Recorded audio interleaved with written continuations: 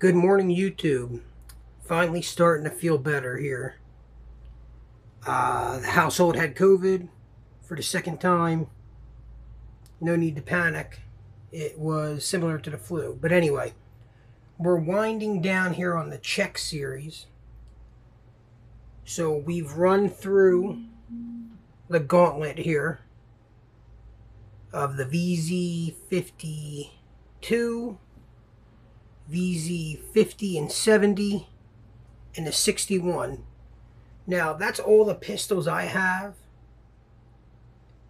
We're missing the CZ75. That was a clone, and I have since gotten rid of that. I traded it in towards something else, and we'll be getting a CZ75B to add to the collection in the near future. So, there's the progression. The 52 was Czech's military issue. Then we went to the 50 and 70 for the police and military. The 61 as their subgun. Now this brings us to the last in the pistol series I have. Now missing from this series is like the VZ26 submachine gun. And I tried very hard to obtain one or build one, and it's just not going to happen. So that is going to be missing from the series. So here we are with Czechoslovakia's Makarov sidearm. It's not a Makarov. It's closer to the PPK in design.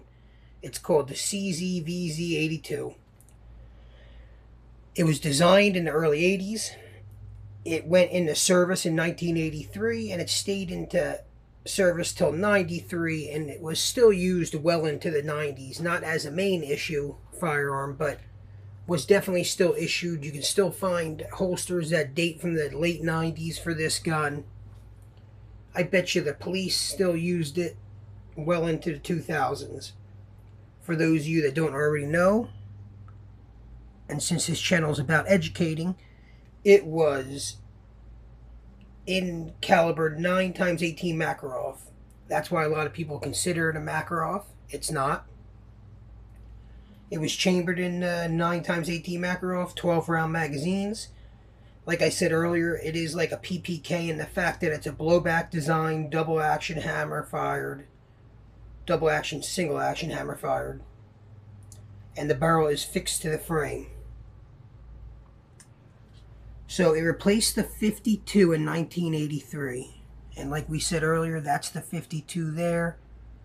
A big gun, big package, and a smoking hot 7.62 by 25 Tokarov round. Now, as you could tell from the guns on the table, the Czechs had a history of making comm block weapons just slightly different than the rest of the comm block, and in my opinion slightly better. And after shooting a Makarov in this 82, which unfortunately I didn't get footage of shooting it, I shot it off camera, I would agree. I shoot this better, it handles better, feels better in the hand to me. So a couple crazy things about it. A lot of people look at them and think that they're shot out. They have polygonal rifling, which makes it look like, there you see a safety, there's CZ on it. It has the cross swords. That means it's military issue. Here's the current Czech military lanyard. That's not really a Cold War lanyard. It's the one they used in the 90s, but it works for its purpose. But back to the polygonal rifling. It looks like a smoothbore, to be quite honest. And a lot of people think they're shot out. That is their design. One of the cool things about this is, here in the US, this falls under a CNR, even though it's from the 80s and it's not 50 years old. It got specific permissions for somebody writing in, probably a museum, writing in and getting permission to put it on the list as a collector's item. I believe it was on there for its polygonal rifling, I don't exactly remember, but it made the list. Users of this firearm would have obviously been most significantly Czechoslovakia, then later on Czech Republic,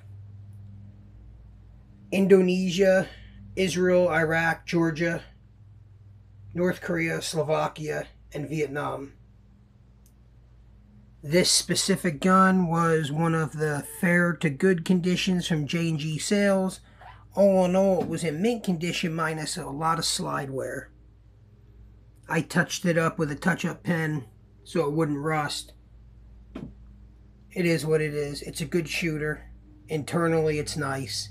It came with a Czech police issue holster. And that's basically it, guys. That's the end of the pistols, at least for the Czech series. We'll take one more look at the progression. 52, 50. VZ70, which is basically the same as the VZ50 like we discussed earlier. The original Scorpion VZ61. And today's showcase piece, the VZ82, which was a fine firearm. However, in my opinion, the Czechs had already come up with the CZ75, which is a far superior firearm.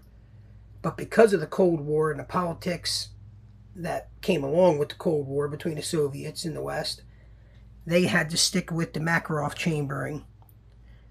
And while this is a nice gun, it's definitely not the CZ75, which they would have been better off served issuing. So all we have left in the Czech series, guys, as a preview would be modern Czech weapons and the VZ58 rifle. Okay, guys, thanks. Please share and subscribe.